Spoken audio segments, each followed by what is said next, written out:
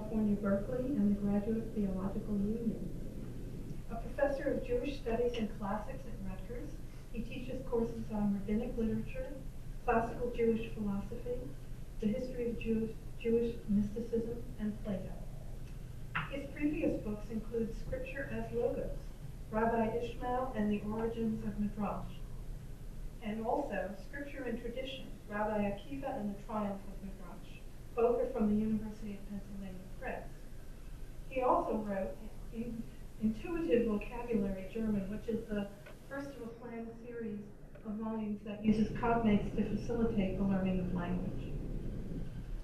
His articles cover a wide range of topics: the relationship between Homer and the Hebrew Bible, the secularization of biblical and rabbinic terms in modern Hebrew, the role of oral tradition in the earliest Christian communities, and a variety of studies on biblical and rabbinic literature.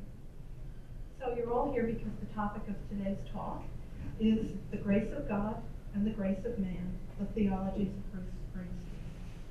It's been described as essential reading for fans and scholars alike by historian Louis Mazur, who notes that no one has probed the theological depths of Springsteen's work as fully and imaginatively as Professor Yadin-Israel.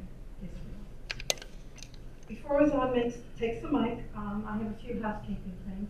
First of all, of course, you know the usual one is please dim your devices or shut off the sound so we're not interrupted. Thank you. There will be a brief Q&A after his presentation, and we look forward to hearing from you, but if you could hold your questions until the end, that would be appreciated. And we want especially to extend our thanks to Liz Beasley, Jen Carnegie, and Kristen Michaels from the Office of Summer and Winter Sessions for co-sponsoring this event with the library. They also are providing 10 copies of Grace of God and Grace of Man for us to give away to the audience following the presentation. So I hope you have your tickets. Lastly, if you enjoyed this presentation, we have something nice in store for you also next week. On next Thursday, on July 6th, again at 4 p.m., there will be a talk by John Bader of the Fulbright Association on his book, Dean's List, 10 Strategies for College Success. And of course, I must remind you, you can also follow the Rutgers Libraries on Facebook, Twitter, or Instagram to see all about our latest news and the events that are upcoming. Now, please join me in welcoming Azzan Yadin-Israel. Thank you. Yeah, there we go. All right. Thank you very much. Thank you to everyone who helped organize this and to the library for hosting. What I'd like to present to you today is both the overall thesis and a few specific readings from the topic to which I've devoted my latest book, which you see here, The Grace of God and the Grace of Man, the Theologies of Bruce Springsteen. And once we start that, I'm also going to pass out some of the lyrics so that we can look at it together closely with the attention that they deserve. So first of all, it's an odd juxtaposition. Springsteen and theology. It's odd for a number of reasons. It's odd because Springsteen is a popular singer, a rock and roll singer. It's also odd because Springsteen, even among rock and roll singers, has a particularly blue-collar image. He had that terrible bandana in the 80s. He still plays with guys who were his friends in the late 60s, never went to college, or maybe only very briefly. So in that regard too, this seems like an odd combination, less so than, say, if someone were to talk about theological themes in Bob Dylan's writings, which is something that's been discussed quite a bit, or Leonard Cohen, or anyone like that. So, having noted the oddness, I need to justify it, since this is what I've done and what I've worked on. So, first of all, when we talk about theological themes, I want to be very clear about two things that I'm not arguing. The first thing is I'm not arguing anything about Bruce Springsteen, the man. In other words, I don't know if he's religious or non-religious. I don't know exactly what that might mean. It could mean different things to different people. So my presentation is about his lyrics. It's about what he's writing. It's about what's publicly accessible. I don't know Bruce Springsteen. I don't make any claims about him, whether he goes to church or not, and so forth. So that's one thing that I want to clarify at the outset. The second is that when I speak about theological themes or biblical themes, that doesn't mean that I am referring to the traditional understanding of those themes. By that I mean a person can engage religious or theological or biblical ideas even if those ideas stem from a religious tradition. A person can engage them in non-traditional ways. In other words, you can reread the traditional themes, you can reinterpret them, you can revise them in interesting and creative ways. And to a great extent, I'm going to argue that's what Springsteen does. So my discussion of Springsteen's theologies is A, not a discussion of Springsteen the man, and B, it is not a claim that Springsteen is in any way a traditional theological thinker. Certainly not, he's not sitting in the library somewhere poring over Latin manuscripts and trying to make sense of them, not hardly. What is he doing? Well, what I tried to show in the book is that biblical and theological ideas have played a role in Springsteen's writing pretty much from the earliest periods. In other words, even before his first record, in unrecorded songs that he wrote in the late 60s and the early 70s, you can find repeated references to biblical and theological themes in ways that are surprising and unusual and in no way required by the material that he's writing about. That is to say, you could write all kinds of songs about whatever it is rock and roll is right about, mostly girls and fun and music and what have you. And Springsteen writes plenty of those. But sometimes in the middle of a song, he will stop and introduce a theme that you just don't even know how it got there. You don't even understand how that biblical reference suddenly popped into this otherwise rock and roll themed song. And we'll see an example of that in a few minutes. How does this work in actuality within his writings over the course of the years? I've tried to delineate three different phases. In his earliest writings, Springsteen has two main themes. And when I say two main themes, I mean two main themes pertaining to this topic. He writes about many things. Many of his songs have nothing to do with religion, nothing to do with the Bible, nothing to do with theology. But within those contexts of those things that we're talking about, his early work delineates two main themes. The first is a critique of traditional religious institutions, traditional religious views. You see that very clearly in some of the songs in Greetings from Asbury Park, New Jersey.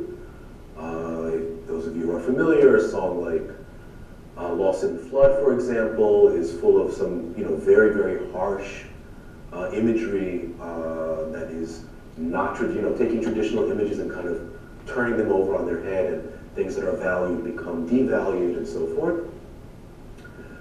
And alongside that critical theme, alongside that critical perspective, there's also a more positive theological claim or a more positive theological view, and that is that there's a kind of redemption that is possible within our world, a kind of this worldly redemption.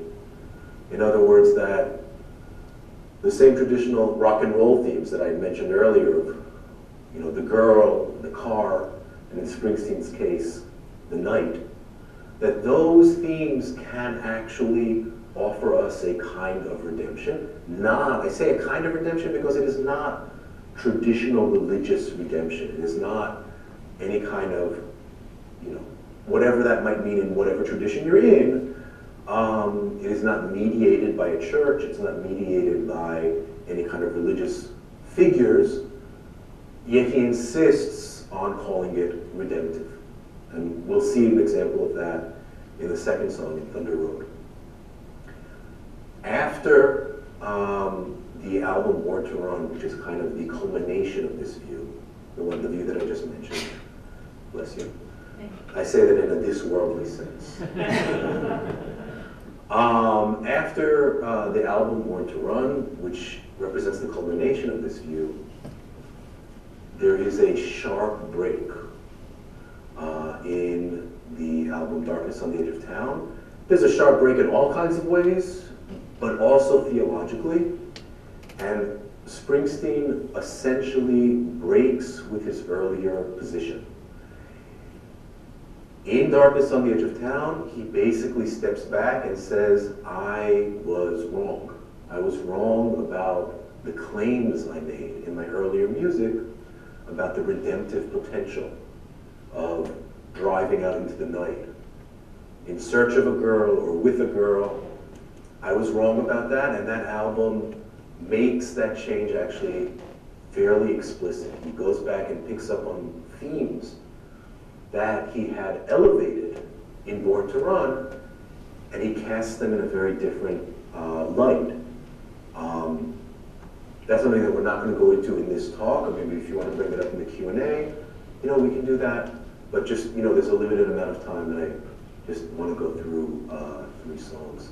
So after that point, the chronological trajectory, as far as I could tell from my own reading and study, breaks down. You can't just follow the songs and go album by album and kind of map out the theological views. And in the later post-Darkness on the Edge of Town albums or post-The River albums, there's just a wide range of theological songs. And towards the end of his current production, there is a tentative reconciliation with some of the religious themes that earlier he had been very critical of. And now they're cast in certainly a less negative light, sometimes a much more positive light. But even then, almost always, redemption is something that happens here and now, in our world. It's no longer maybe driving out into the darkness with a girl, but maybe it's the birth of a child.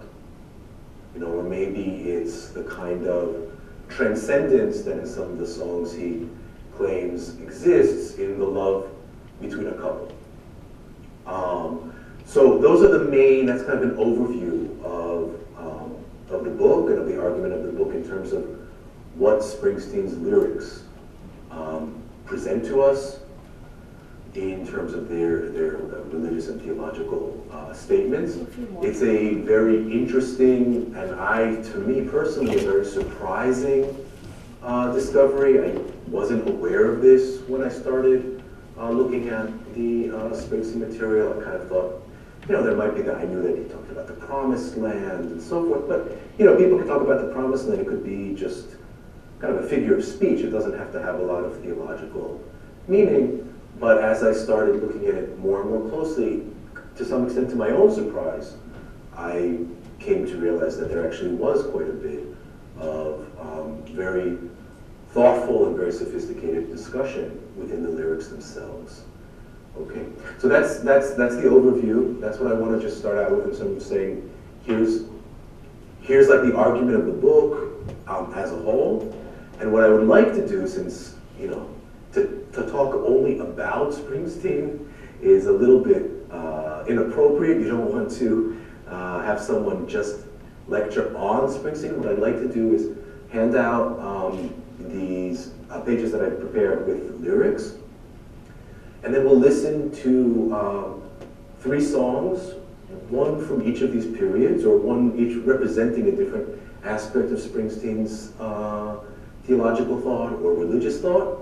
And again, I don't mean religious to imply that he himself is a church-going Catholic or anything like that I don't know one way or the other, but I mean religious in the sense that it engages with religious themes.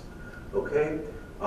So in that case, let me start out by passing these along, and if you can pass kind of down and out. along this line. Just take one and pass. Thank you very much. All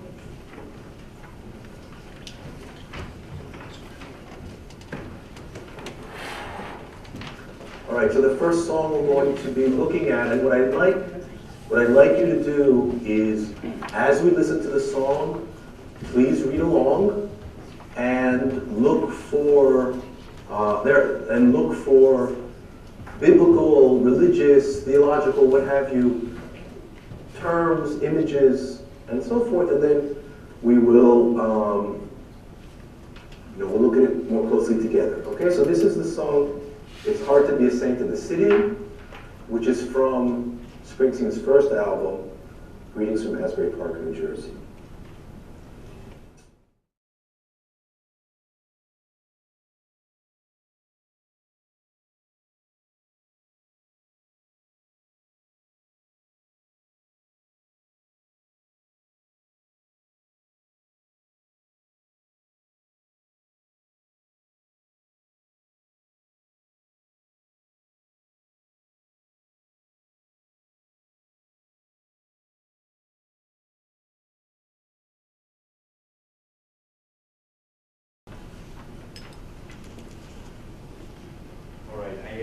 I have to do a fade out there because there's another couple of minutes of music, but we're going to focus on the lyrics and move right along into the analysis. So this is a song written by a very young Springsteen, and it's mostly about this, this kind of rough street guy who's a bit of a dandy. He's a bit, he's happy to tell you how good looking he is, and his hair is slicked back, and he's tight.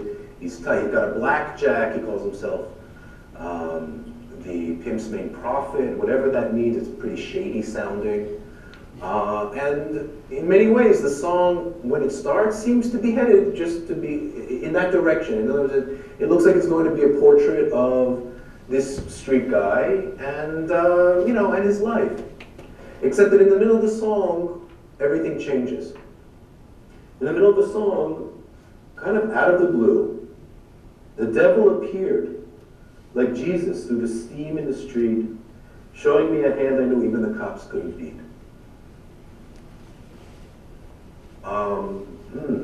What just happened? All of a sudden, our tough guy street hood is being tempted by the devil, showing him a hand, even the cops couldn't beat it, showing him some kind of... And the entire song then shifts to a temptation scene. Now the temptation scene here is reminiscent of the devil's temptation of Jesus in Matthew 4.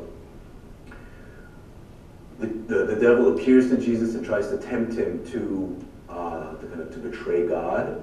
And Jesus resists the temptation, and at the end, he is carried away by angels. In this scene, the devil appears and tries to tempt our hero. He feels his hot breath, and he flees the devil, but he flees down into the subways, and it turns out that he is in a sort of hell. I don't just mean that the subways are hell because people during rush hour, it's not the most pleasant place, and so forth. I mean kind of literally hell. The sages of the subway sit just like the living dead.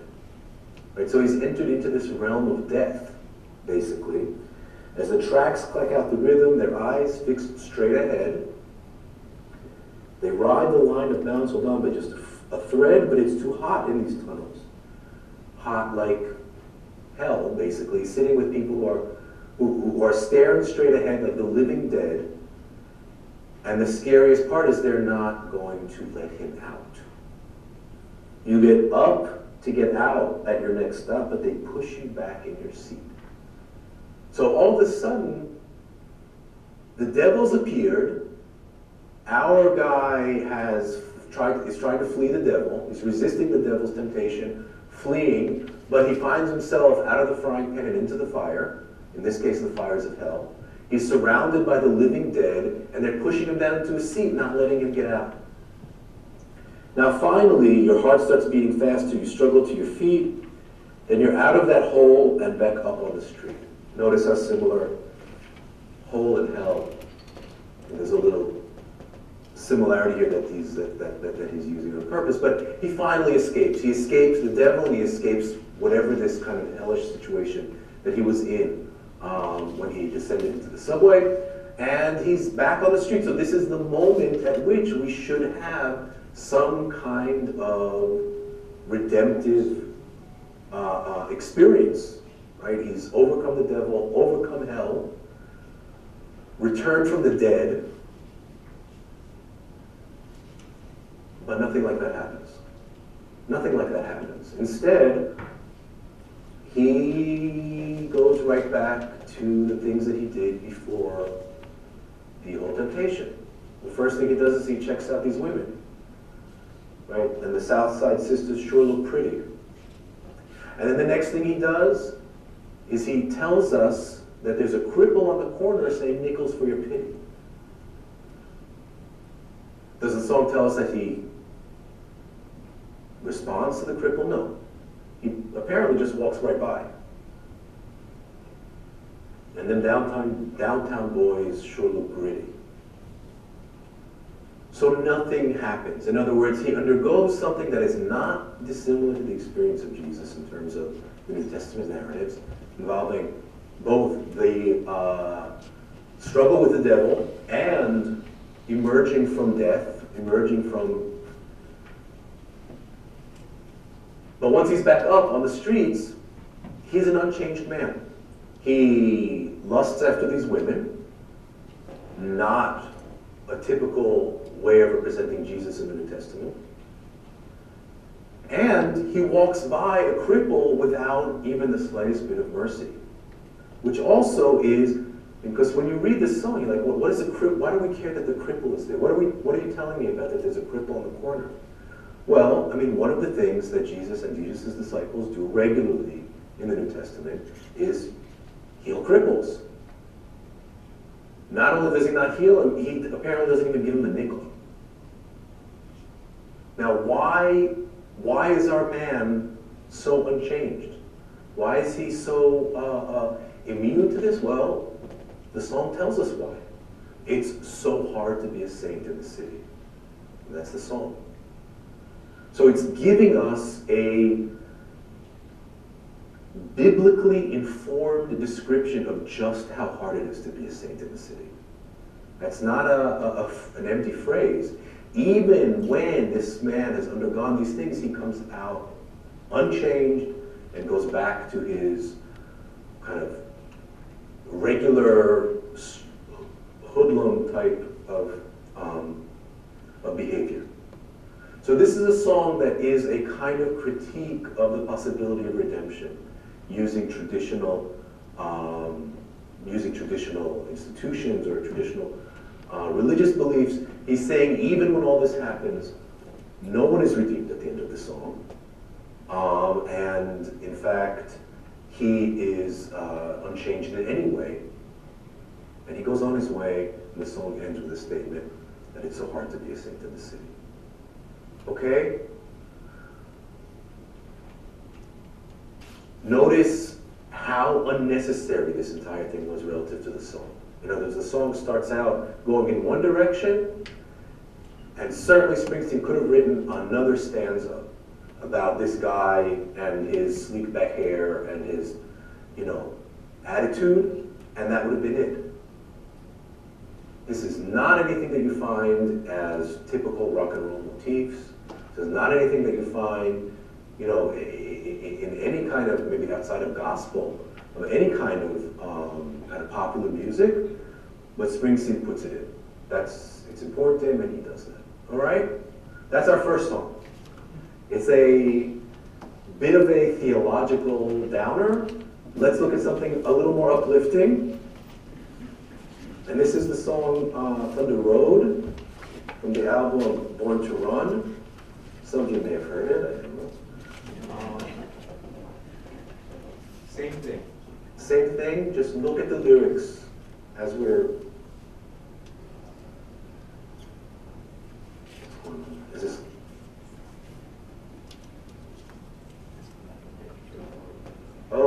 sorry. I forgot I had turned the volume down. Thank you.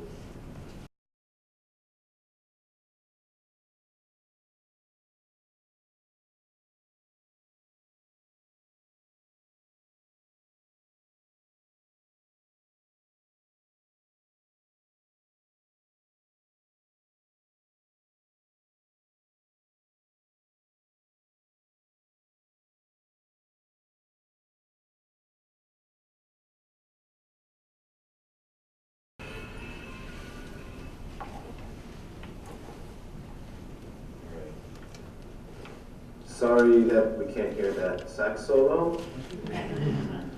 All right. What I want to argue, what I want to suggest to you is that Thunder Road is the most explicit song about the idea of a this-worldly redemption. Redemption that's not based on a church, on some outside divine power, but on us here and now in this world. The way that Springsteen makes this argument in the song is by assigning a different role to each of the two characters. So Mary in the song, I believe, and I'm going to suggest to you now, is a representative of the religious mindset that the singer is rejecting. In other words, traditional and so forth, and we'll see that in a minute. And he is trying, in some sense, to convert her. I mean, he's also trying to woo her. He's also trying to bed her. He's also, all those things are true. But he's also trying to convert her in a certain sense. So let me take each of those arguments in order. Mary, if we look at her figure, the way she's represented throughout the song, first of all, when we meet her, the very first lines, screen door slams, Mary's dress waves, like a vision she dances across the porch. A vision, this is a vision of Mary, which already kind of is an evocative statement. But even if we don't recall these kind of traditional Catholic statements in the background, simply saying that something is a vision basically means that they don't have physical substance. In other words, I wouldn't say that I have a vision of this because it's right here, I see it. The vision, if you have a vision of something, it's a vision of something that isn't physically there, but you see it nonetheless. So Mary's a kind of ethereal figure, floating like a vision. And later in the song, that aspect is connected with traditional religious practices.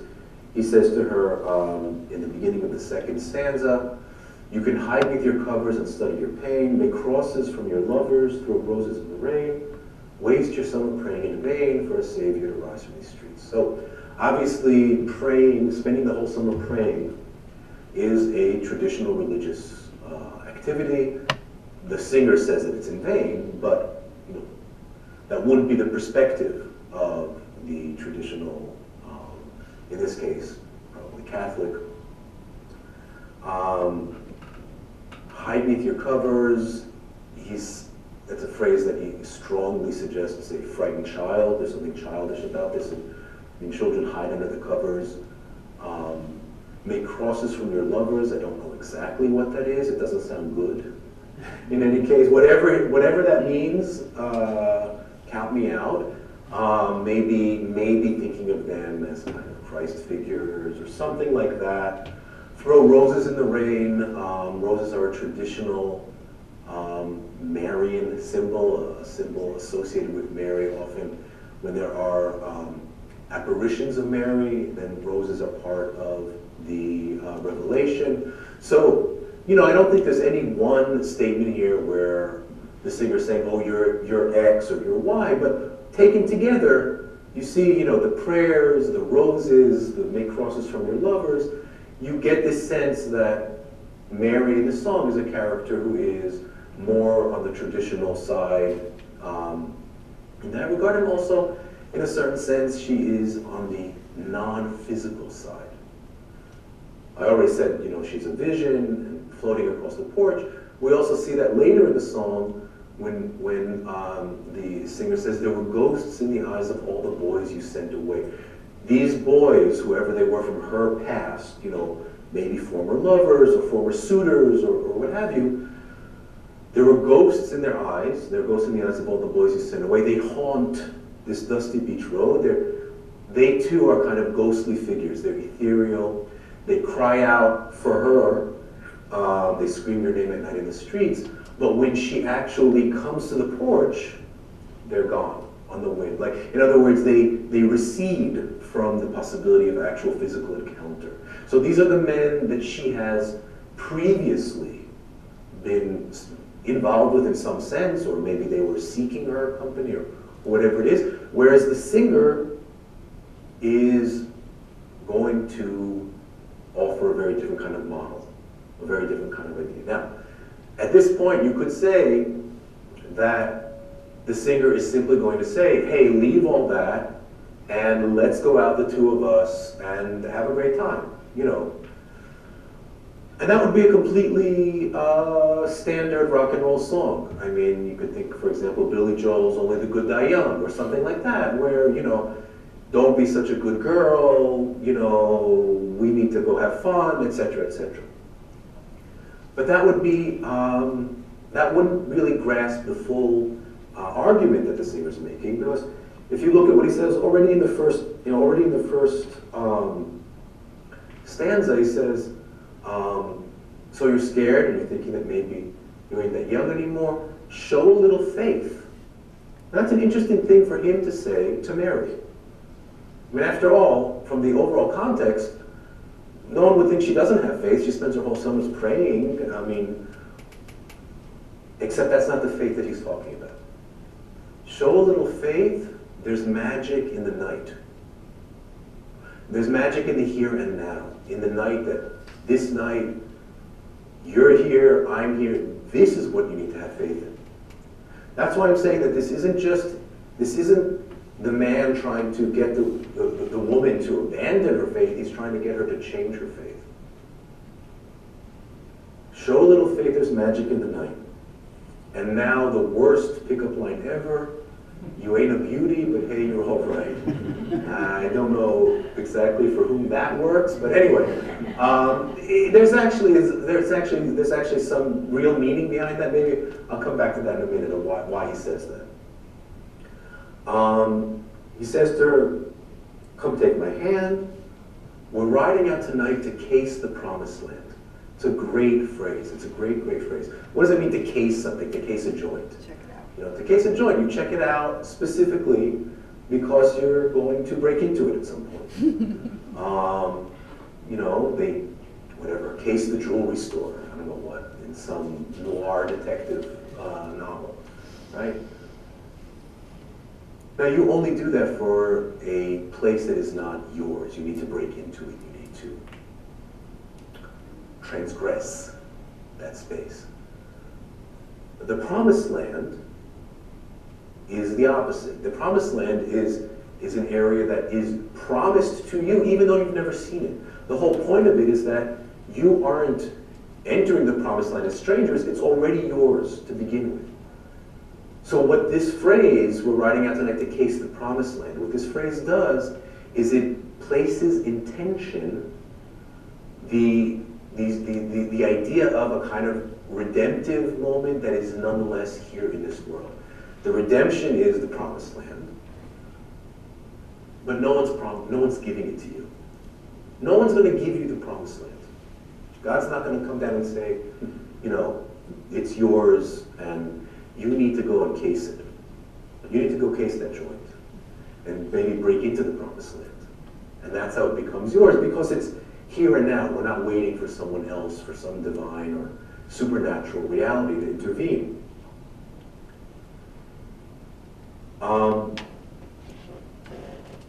Sorry, one more example.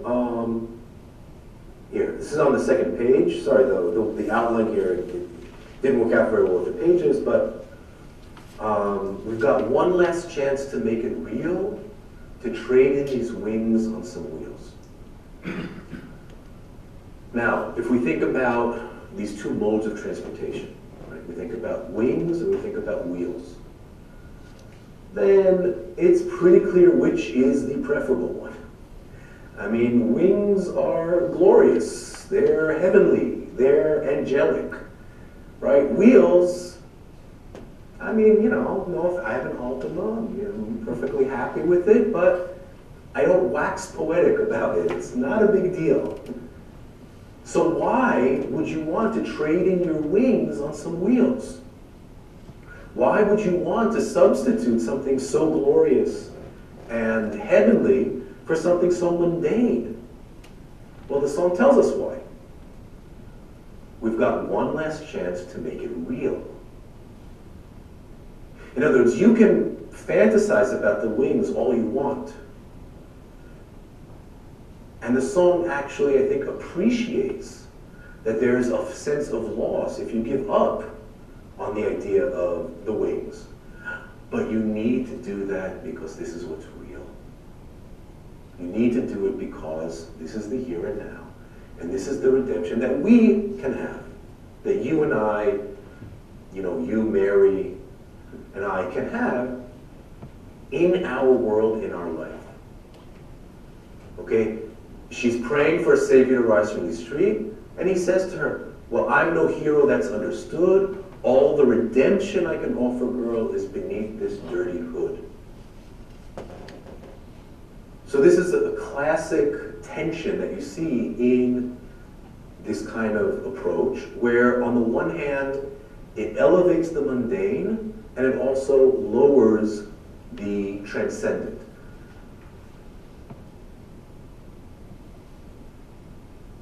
I'm no hero, that all the redemption I can offer, girl, is beneath this dirty hood. There's nothing glorious about the dirty hood of a car. I mean, he says dirty, right? It's a dirty, he didn't even take it to the car wash. I mean, you want to give us a redemptive car, at least wash it. No, that's the point. It's the dirty hood, it's the here and now, it's very debased in a certain sense. At the same time, that is he doesn't say this is the good time I can show you. He says this is the redemption I can offer. Okay, so even though it's very debased, mundane, worldly, dirty, this is our vehicle of redemption. Right? So, excuse me. So what I'm trying, we take all this, you know, all this analysis and kind of put it together, we see that the song is about two religious worldviews. Not a religious and an anti-religious, or not a religious and a hedonistic. It's about an otherworldly religious view and a this-worldly religious view. And the singer is trying to convert Mary from the otherworldly to the this-worldly. Of course, the this-worldly view does also involve them driving out, and there's a sexual aspect to it. He says to her, you know just what I'm here for. It's like he's a man and she's a woman and he's wooing her. And yes, of course, there's a sexual element to that. So it's not that the this worldly is a kind of religious monastic proposition. The point is that the life that they can share is itself redemptive. You know, the here and now can be redemptive. That's the claim of that song. That's the claim of that song, right? Does that make sense? Okay, all right. As I said in my kind of introductory comments, Springsteen abandons this view. I'm not going to go into this. I can't go into this in any length at this point. But in Darkness on the Edge of Town, he rejects what I just suggested to you. You know, he rejects his own position. And he does it in a pretty explicit and reflective way, taking phrases from the earlier songs and just saying, this was incorrect. You know, I was wrong about this. So we're not going to follow that particular trajectory. What I'd like to do instead is look at a later song from the album Devils and Dust, which represents another aspect of Springsteen's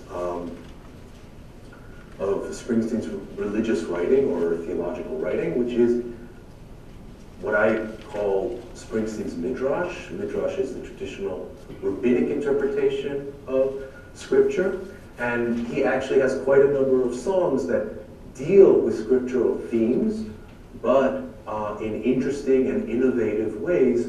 And this is one of them. The song is "Jesus Was an Only Son." See if you can find a theological or biblical theme there.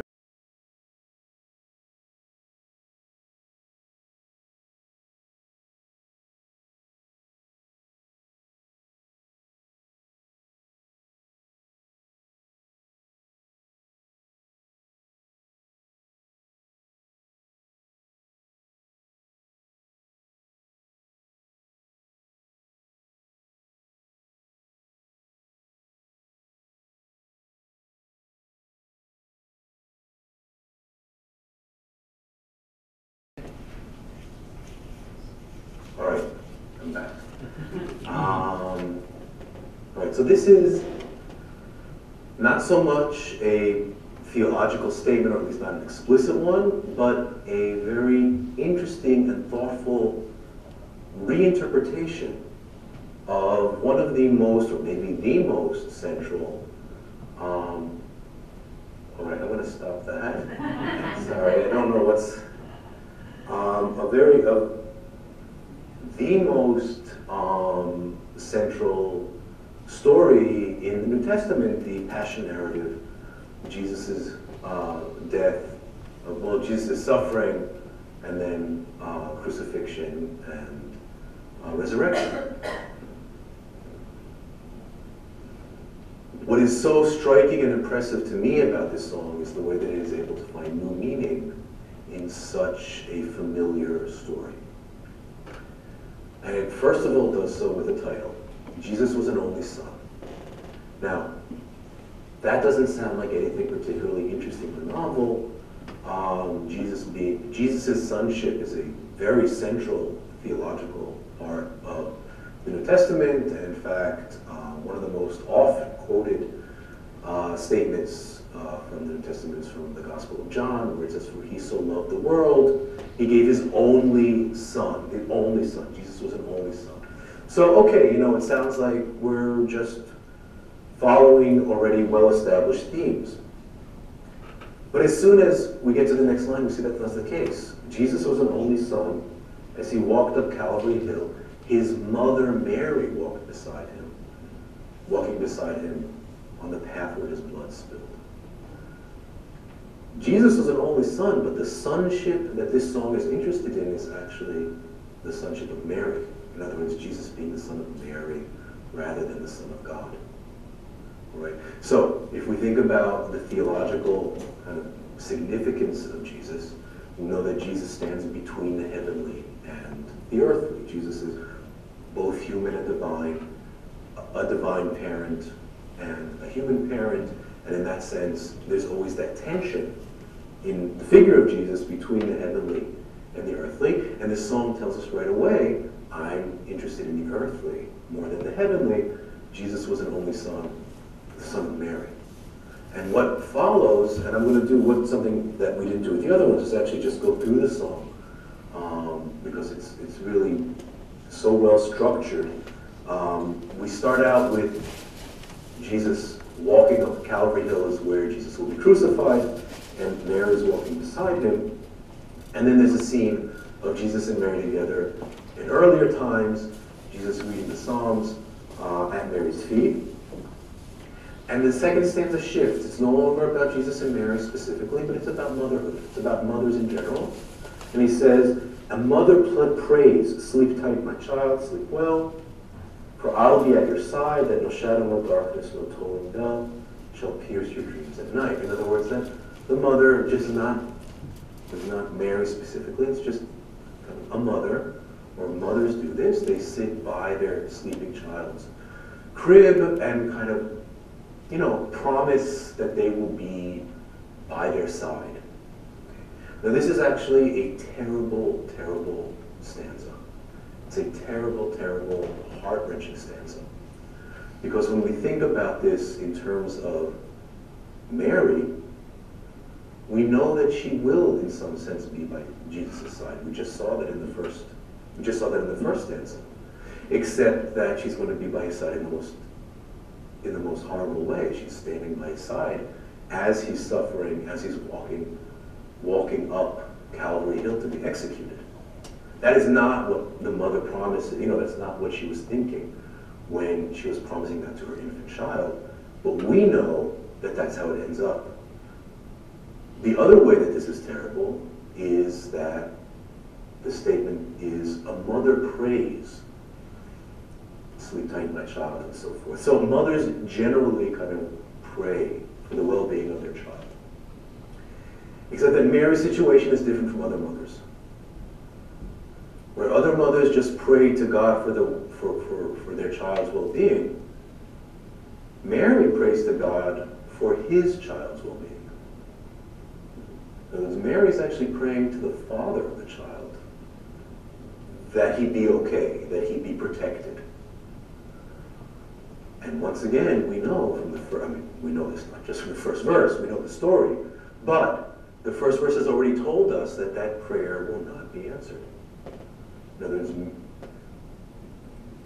Mary praying to the figure who should be protecting her son more than anyone is not going to be, that prayer is not going to be received. That prayer is not going to be accepted, and she will be in this terrible position of walking by with her son as he's being tortured and executed. Then the song returns to the biblical story. At the Garden of Gethsemane, he prayed for a life he never lived. This is a biblical story. This is part of the gospel account. It's an extremely interesting passage. Jesus, the night before his trial and execution, he goes into this garden, the Garden at Gethsemane, and he says, may be your will that the cup of death pass from my lips. Now this is absolutely remarkable because from a theological perspective, in other words, from Jesus, if we think of Jesus as kind of the divine Jesus, Jesus' death, Jesus' crucifixion is a critical aspect of the whole theological thrust of the story. In other words, Jesus has to die so that he can be resurrected, he can overcome death, he's making a sacrifice, dying for the sins of humanity. All of those things are absolutely fundamental to the theological unfolding of the Gospels, but there's this human side as well. The night before, Jesus goes and says, maybe I don't have to die. And Springsteen picks up on that. Springsteen hones in on that very human moment in the gospel narratives where Jesus kind of prays not to die. Can I just step out of this theological narrative and live my life? But as with Mary's prayer, we know that Jesus' prayer will not be answered. In other words, Jesus does go on to die, and that aspect of the narrative is the divine, theological one rather than the human story of Jesus the man. Now there's a loss that can never be replaced, a destination that can never be reached, a light you'll never find in another's face, a sea whose distance cannot be breached. Well, not in the traditional telling, because the traditional theological view is that Jesus' death is precisely something that can be overcome. Jesus is resurrected. He overcomes death, and there is no permanent loss. There's a return. But Springsteen isn't interested in the theological. Springsteen is writing this song really from the perspective of Mary. And from Mary's perspective, she does lose her son. There is a light that goes out that never comes back in her life. A sea whose distance cannot be breached. The last stanza is very, very interesting. Jesus is comforting his mother. It's a very intimate scene. He's holding her hands. Jesus kissed his mother's hands, whispered, "Mother, still your tears." And then we get this kind of surprising last two lines. "For remember, the soul of the universe willed a world and it appeared." That's a very theological statement. It's very kind of incongruous with what we've seen up until now. But if you think about who he's talking about, I think that it is actually in many ways continuous and appropriate, because what is it? Who willed the world and it appear? Who is the soul of the universe? God. In other words, his Father. But he doesn't speak of him as Father.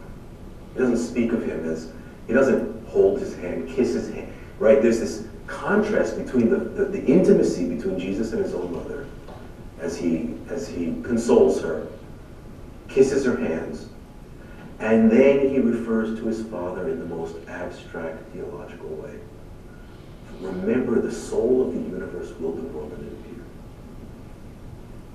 So what Springsteen is offering here, and I think it's really a very remarkable achievement, is a complete rereading of the gospel passionate narratives that doesn't deviate from the narrative itself. In other words, he hasn't changed the story. He's not saying, "Oh no, that's the wrong story." But he's simply taking that familiar story and looking at it from an unfamiliar angle, that of Mary. And once he does that, the phrase "Jesus was an only son," and Jesus' death, and the moment at Gethsemane where he's saying, "Perhaps this cup of death can pass from my lips," all of those moments are understood in a new way. And the song brings out a poignancy and a kind of emotional depth that otherwise might not be found. So, all right, that's the third song. Another aspect of Springsteen's engagement with traditional religious texts, even though not in a traditional way. And that's it. I hope that that I've been able to convey to you just a flavor of some of the things, or some of the elements that you find in Springsteen's writings. And at the very least, I've tried to show that Springsteen, despite his blue-collar image and so on and so forth, has a number of very serious, thoughtful, and reflective engagements with religious, biblical, theological themes. Thank you.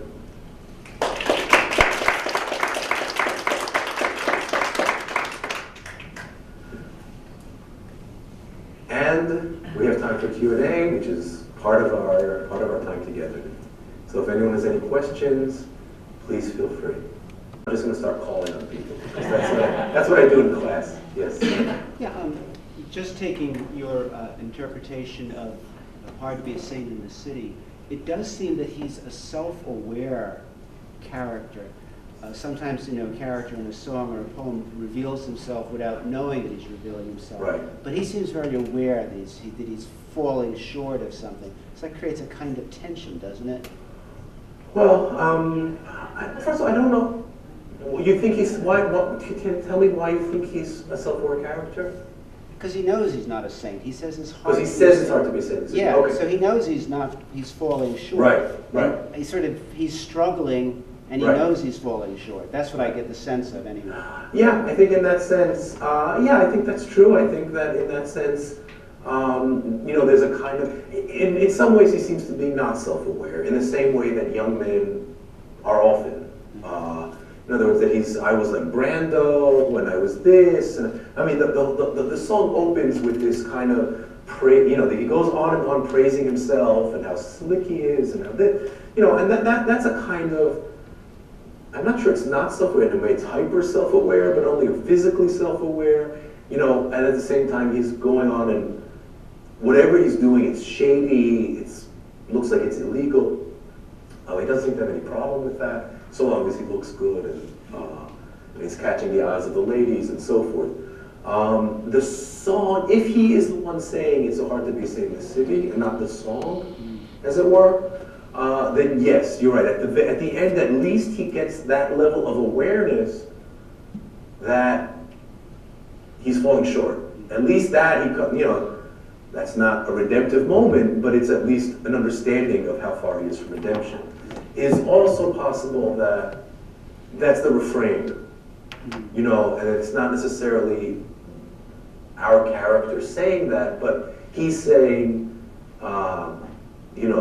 the South Side Sisters sure look pretty. I mean, that's him speaking, and the cripple on the corner says, "A nickel for your pity." That's him listening to that cripple. The boys sure look gritty, and then the refrain says it's so hard to. I'm happy to say that there's at least that level of awareness, but even so, you're just aware of how fallen you are. Mm-hmm. It's an awareness of your fallenness more than anything else. Yeah. Question? Yes, please. I'm more familiar with Bruce's earlier work, and I see where he went from being a prophet, if you will, that he was in his earlier song, Sorry to Be Saying the City, to where he is doing, as far as I'm concerned, a straight up biblical song. I mean, he had earlier songs like Adam and Cain, where he was still living on the fringe, but why do you think that he's now really going in this direction? Well, first of all, I don't think, I think it's important to clarify what we mean by straight up biblical, because the other ones have references to more worldly people, whereas this one is not. Well, I think that Jesus Was an Only Son is actually in many ways the most worldly of these songs, because it takes the character of Jesus, who traditionally has been read first and foremost as, a heavenly character who manifests or incarnates in the world.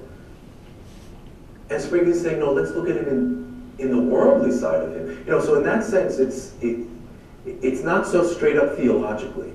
When you start drawing attention to Mary and the loss and Gethsemane, which is really, aside from the song, the Gethsemane passage is so remarkable.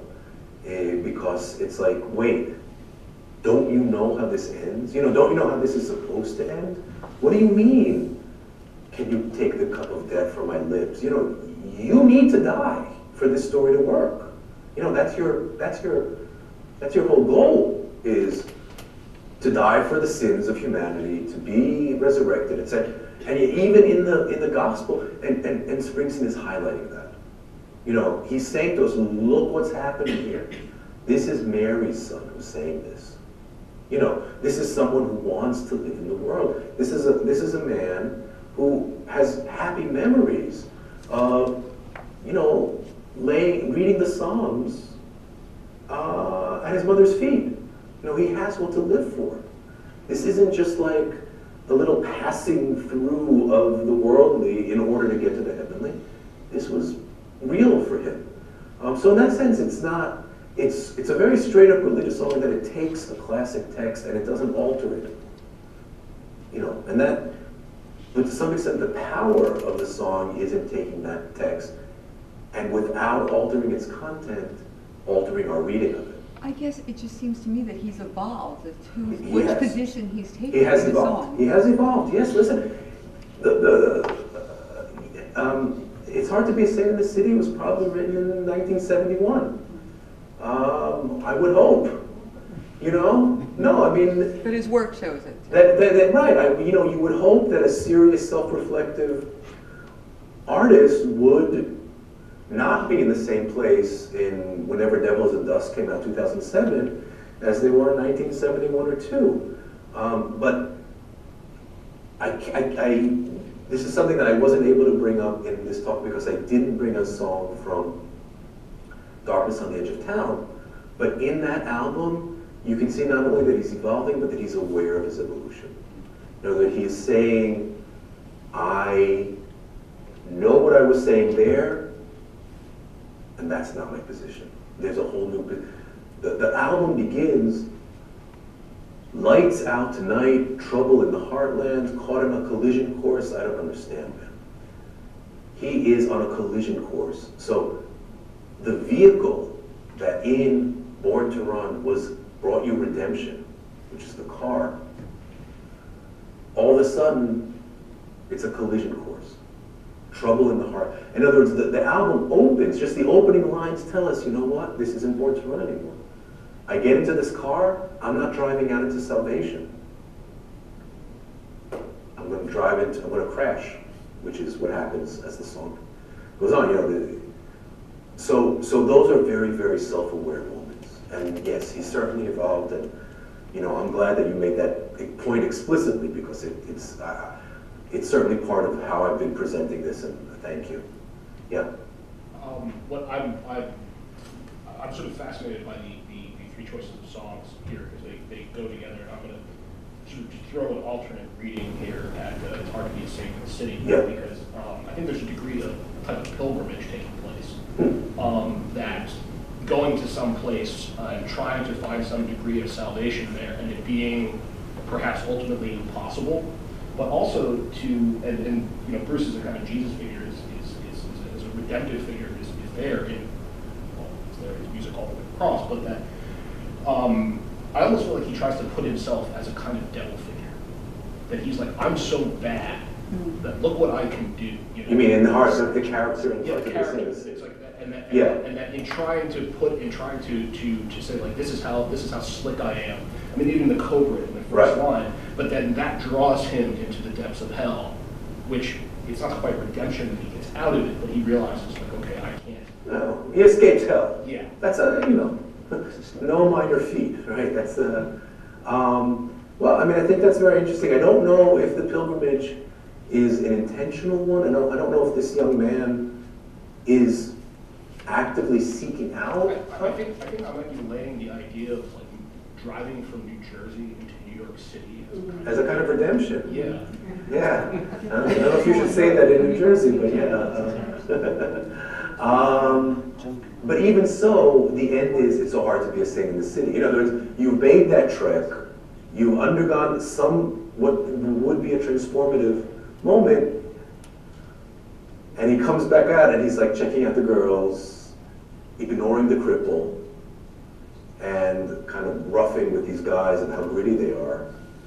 So we end with a character who, at least externally, doesn't seem to have been redeemed, even though he's done that, and that's what I take to be the kind of pessimism. You know, do you know what I mean? Yeah. But I think that's a very interesting that's an interesting reading. There was his lifestyle, so from childhood, I think has a lot to do with this also. He was raised as a product of Catholic schools. Yeah. I actually don't. Let me say what I'm going to say carefully. I have no doubt that, biographically, Springsteen, the writer, is related to Springsteen, the Catholic school kid. But as a way of reading an artist's work, it actually doesn't seem to me to be a very helpful way, for the simple reason that, Paul McCartney went to Catholic school. Sting went to Catholic school. Elvis Costello went to Catholic school. Johnny Rotten, well, actually not that surprising maybe, but anyway, you have all these people who went to Catholic school, but it doesn't come through in their music. So we can't say, that there's what it means is that it was there for the taking. It's just that they chose not to take it. In other words, they didn't kind of pursue that as part of their music and integrate it. But Springsteen, at certain points, and again, this is not the be-all and end-all interpretation of Springsteen. There are plenty of songs, as I said, that they don't have any religious or theological or anything. But he at least kept that as a living option, and he went back to those. The other thing that's worth noting, though, is that he does it in different ways at different times. So Springsteen was known as a product of Catholic school when he wrote Born in the USA, which doesn't have a single biblical reference as far as I could tell. So it's really a matter of what is there within the artist's biography and then what they choose to do with it.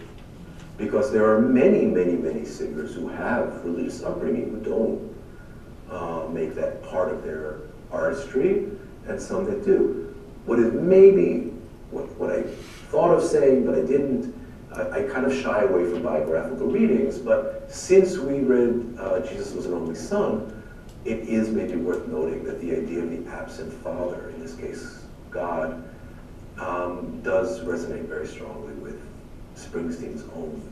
He's kind of Springsteen's own upbringing. In other words, that the father is a problematic, distant figure, so that Jesus is kind of living the family dynamic that Springsteen lived. A very close and loving and supportive mother, and an absent father who doesn't heed your prayers. So, you know, if we want to go the kind of some biographical, I'll just throw that out there. But yeah, that's the issue. Is we just can't say it's a one-to-one relationship, because other people did have that upbringing, and they just let it go, and they did whatever Elvis Costello does. It's not a lot of it is Catholic or religious, sir. Yeah. Yeah, in Thunder Road, I'm thinking maybe when he's saying you ain't a beauty, but hey, you're all right, and that's okay with me. Right. If it's not just talking about her physical appearance, for what she's done wrong in her life, according to the Catholic faith. Right. And I'll accept you the way you are. You know, I said at one point, I said there's actually meaning here, and I'll come back to it, and I forgot to do that. So thank you for that.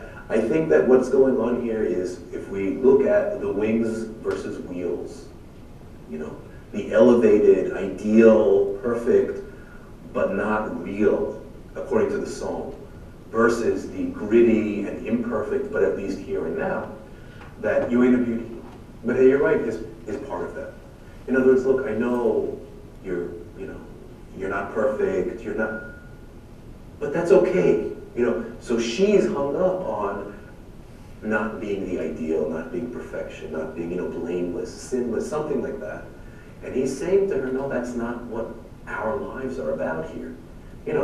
Our lives are about, yeah, we have imperfections, but we can still, find some redemption in it, or some kind of salvation in our joint love or adventure or drive, or, whatever that is. So I think thank you, that's a great point. Yeah, sir.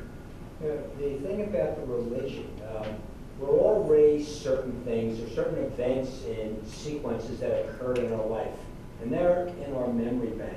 And we don't necessarily talk about them or think about them or write about them, but there comes a moment when something is said or goes on and we say, yeah, that's it, and then we pull from that. So Right. I think that his religious upbringing, which by no means was heavily religious, but it was an influence, I think that's always there with him. Yeah. And I think that when the time comes, he goes there. Yeah, well, what I was saying earlier about it's just that he decides to go there. Because of, as I said, the other artists also have those things in their memory banks, and they don't really choose to go there. They don't really. I wouldn't say that there are no religious images in the Beatles' music. I mean, maybe Let It Be, Mother Mary. They're here and there. You could see here and there might be some, images, but nothing even remotely similar to the number of times that Springsteen does this. So it is in there, excuse me, it is in there as a matter of biographical fact. Springsteen went to Catholic school through 8th grade. That's just where he went until he was, whatever 8th grade is, 14. And that's a real thing, and that's in there. I just don't want to turn that into a deterministic understanding. I want to show that even though that is true, he's still accessing those memories out of artistic choice, right? That he doesn't need to do it, but he chooses to do it. The song, like that earlier you mentioned, Adam Raised the Cain. Adam Raised the Cain, the first lines of the song are, in the summer that I was baptized, my father held me to his side. How many rock and roll songs start out with, have any reference to baptism? It doesn't happen, really. It's just like not there. But it is for Springsteen, and this is a hard rocking song with electric guitars and, all that. But it's like you peel all that away, and there's a really interesting discussion of the Genesis narrative. Yeah, ma'am. Okay, so basically, what my understanding is that he was running his entire life from intrepid depression. Like it just, that was what drove him. So, probably having to do with his father, that relationship. So I think that was also in his engine to... That may be. I mean, artists, many artists probably, have at least in their very intense psychic lives. Some can be depressive, some can be. But you could do that without, you can live that life and make that music without dealing with it specifically theological. So that may be a general thing about Springsteen as an artist. I'm just trying to look at one aspect of his artistry. Right. So he wrote like an autobiography, so he was, I think, suicidal at one point. And so it's interesting how his music plays into that kind of drama as well. Yeah, well, that may be, yeah. I come to this from a particular training and background in, religious and rabbinic literature, so that may be something that's very interesting. I wouldn't have a lot to contribute to that, All right, any other questions? All right, well, thank you very much.